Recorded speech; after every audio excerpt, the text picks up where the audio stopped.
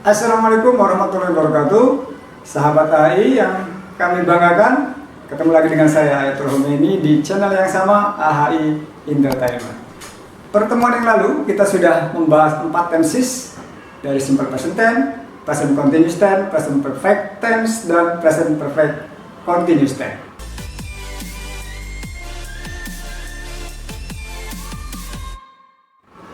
Hari ini kita akan membahas tenses berikutnya, yaitu tenses kelima, simple past tense. Nah, simple past tense ini digunakan untuk menyatakan suatu kegiatan atau suatu peristiwa atau aktivitas yang sudah dilakukan atau sudah terjadi pada waktu tertentu di masa lampau. Ingat, waktunya tertentu, pada waktu tertentu. Ini yang membedakan antara simple past tense dengan present perfect tense.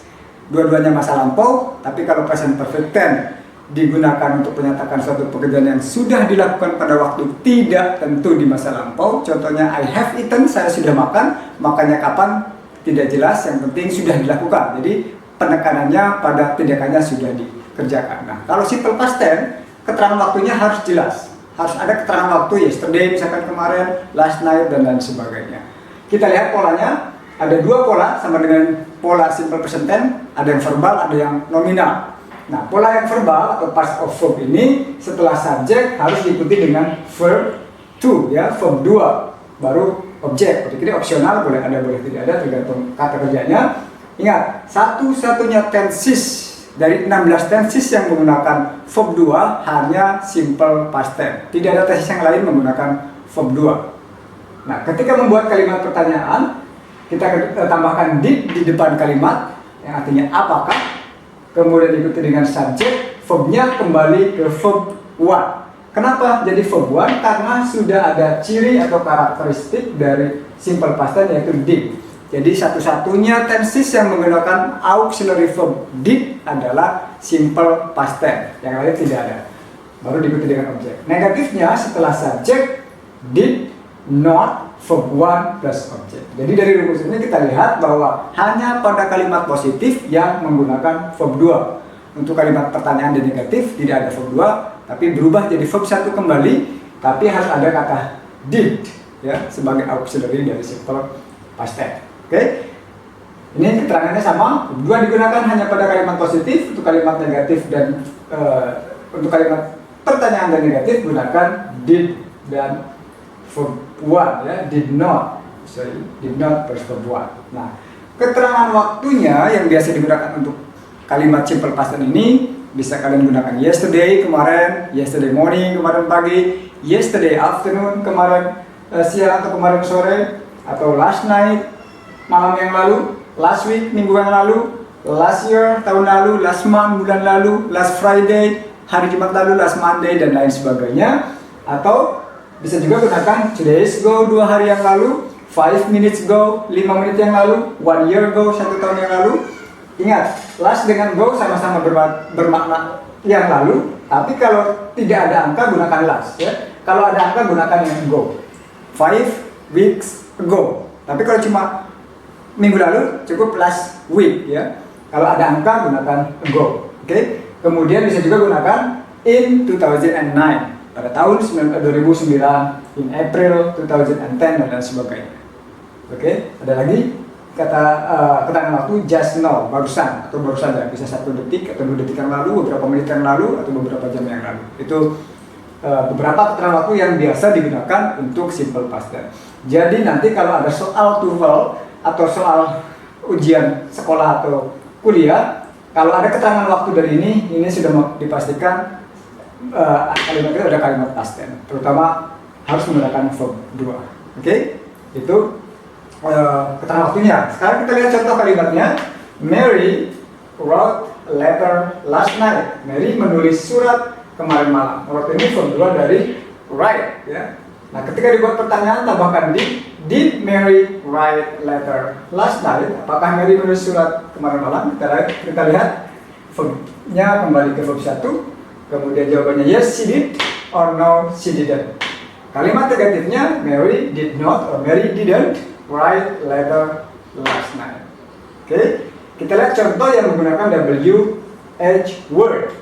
What setelah what gunakan auxiliary did dulu baru subjeknya. What did Mary do last night? Apa yang Mary lakukan kemarin malam? Nah, ketika pertanyaan menggunakan past tense maka jawabannya juga harus simple past tense. She wrote letter. Okay. What did your father watch yesterday? He watched cartoon, for example. What did your mother cook yesterday morning? She cooked this. Ya. Oke, do you understand? Oke, kita lanjut ke pola kedua yang past of be atau kalimat nominal. Oke, sekarang kita lihat pola kedua dari simple past tense yaitu past of be atau kalimat nominal. Rumusnya setelah subjek diikuti dengan to be, was or were plus complement. Ya. To be, was atau were ini bisa dimaknai ada, bisa juga diartikan adalah, bisa juga tidak perlu diartikan, disesuaikan dengan konteks terjemahan bahasa Indonesia saja.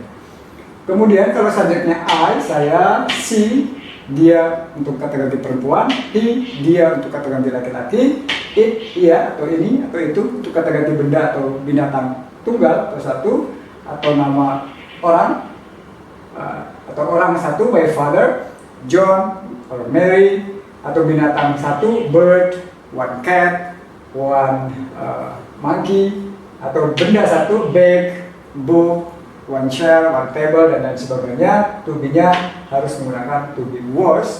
Kalau subjeknya you, kamu, we, kami, they, mereka, nama orang lebih dari satu, Mary and John, my friends, my brothers, my uncles. Kemudian binatang lebih dari satu, 5 lions, 2 tigers. Kemudian benda lebih dari satu, 2 books, 5 pencil, 7 tables, dan lain sebagainya. Gunakan to be word.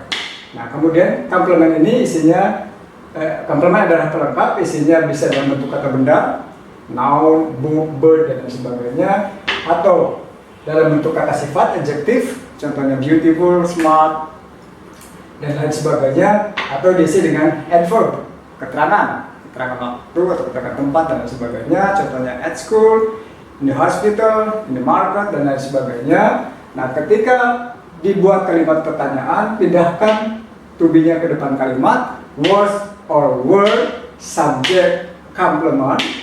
Negatifnya tambahkan not setelah was atau were. Subject, was or were, not, complement. Kita lihat contohnya. I was at home last night. Saya ada di rumah kemarin malam. Atau diartikan saya di rumah kemarin malam. Pertanyaannya, was-nya kedepankan, was I at home last night? Apakah saya di rumah kemarin malam? Yes, you were, or no, you were not, or you weren't. Negatifnya, I was not at home last night. Saya ada di rumah kemarin, tidak ada di rumah kemarin malam. Nah, kalau membuat kalimat pertanyaan yang menggunakan WH word, tinggal tambahkan WH word-nya, where, di mana, atau what, atau lain sebagainya. Kemudian diikuti dengan to be-nya, word, baru subjeknya, you. Jadi, where were you last night? Di mana kamu kemarin? Kemarin malam, I was at home, saya di rumah. Where was your father 2 days ago? He was in Bali, for example. Oke? Jadi, untuk membuat kalimat simple past tense ada 2 pola, yang verbal, yang ada kata kerja gunakan verb 2, yang nominal, karena tidak ada kata kerja gunakan to be, was, atau were.